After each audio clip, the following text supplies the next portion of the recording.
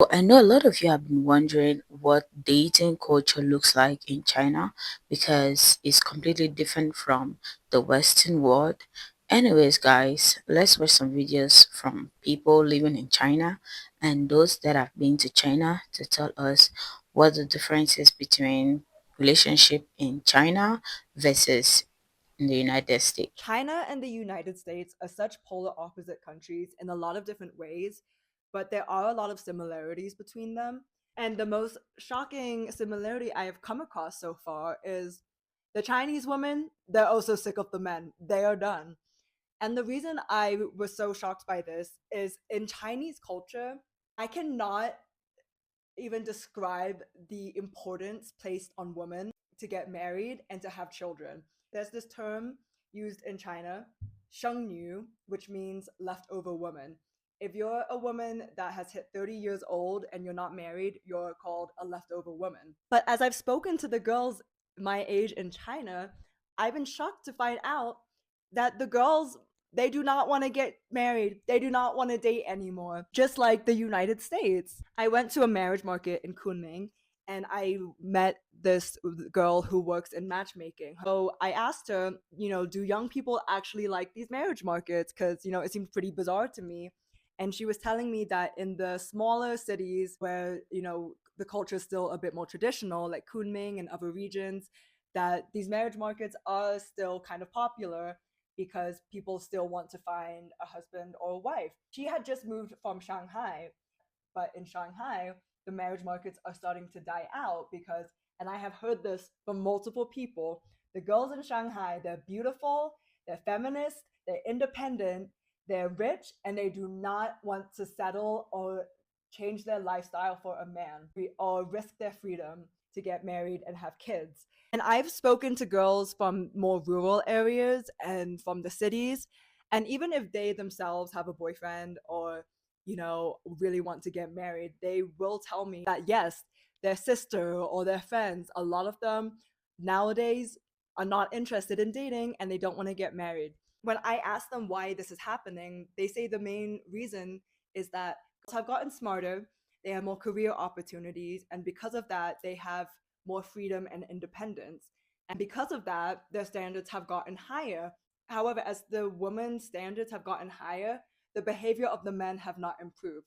There was that Wall Street Journal article that came out, which basically talked about this happening in the United States. So I was shocked to find out this was happening in China as well. So, here in my country, here in Africa, they always say that once a woman is at the age of 30, or let me say 30 and above, the chance of her getting married is very, very slim. Like, the chance of her getting married is very slim. So I feel like maybe it's something that's being practiced over there in China, where they call ladies above 30 as leftover women. Like, that's crazy, man. Because China doesn't really have the issue of men and women having polar opposite political views now. But the girls I've spoken to have said that what is happening is men in China are tending to prioritize getting married and having children, while the women are starting to prioritize their career, their happiness, and stability. These aren't two different political parties, but I do think it is kind of similar in the sense that the men are becoming more traditional and conservative, while the girls are becoming more modern and feminist. I think it's really sick to see how women in such polar opposite countries are coming to the same awakening and conclusions, and that they are starting to value themselves more to the point that they're not willing to settle and put their standards away just to get married or have kids. Okay, so for example, here in Cameroon, at times ladies are being like encouraged to not go to a certain level, like not to go too high in education, not go too high in business, in career, like in building themselves, because the men always say that no matter what you do, you still have to come back to the house and your husband is going to be the one to take care of you. So no need for you to be going to school, like to go so much that you want to be like the man in the house. Like they always want the woman to be below the man. There's this saying that they always say that the man is the head of the family. So they want that the man should be the one to be ahead. Like should surpass the woman. The woman should not be able to be above the man in anything. Anyways, guys, there's another video. Let's get to it. I think the population crisis in China is the perfect example of the patriarchy shooting itself in the foot. To give you guys a bit of context, China used to have the one-child policy because they had too many people, and to discourage the population from growing, they basically had this one-child rule where if you had more than one child, that you might get more taxes, something else might happen to you, you know. Because of the value that is placed on sons in Chinese society, families did whatever they could to avoid having a daughter as their only child. Parents would abort their babies. If it turned out to be a girl, they would send them off to get adopted, which is why there's so many Chinese girls in the West from this time period. Basically, a lot of awful things happened during the one-child policy era, which I don't even have time to dive deep into, but I suggest you do research on it in your own time because it is really, really heartbreaking. But the unforeseen result of this is that in Generation X, the millennials, and Generation Z,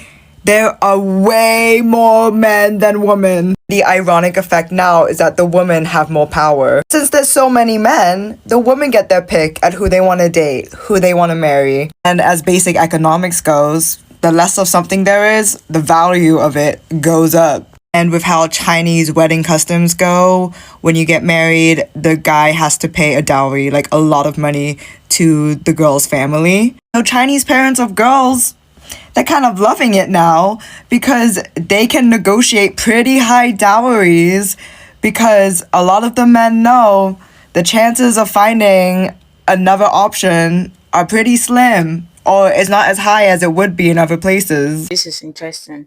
They always say that you might not know the importance of something until you lose it, right? So now I think China is actually feeling the heat.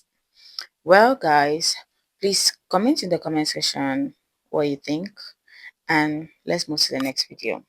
Want to date a Chinese girl? Here's something you should know. First date expectations? No, we don't go to hotels on the first dates. Most of us are looking for a long-term relationship. Some, like my friends, has been in a relationship for 5 years and they waited until they got engaged to get physical. That said, influenced by Western culture, more and more Chinese girls are becoming more open-minded and living together before marriage is getting more common. Second, boys send 520 to girlfriends on Valentine's Day, and we celebrate 3 Valentine's Day. There's the Western one, the Chinese Qixi Festival, and also May 20th. Why?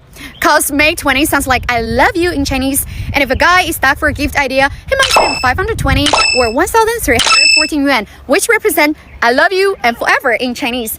Third, paying for dates. Usually, men are expected to pay for dates, but things are changing. Many Chinese girls are financially independent, and some even offer to split the bill.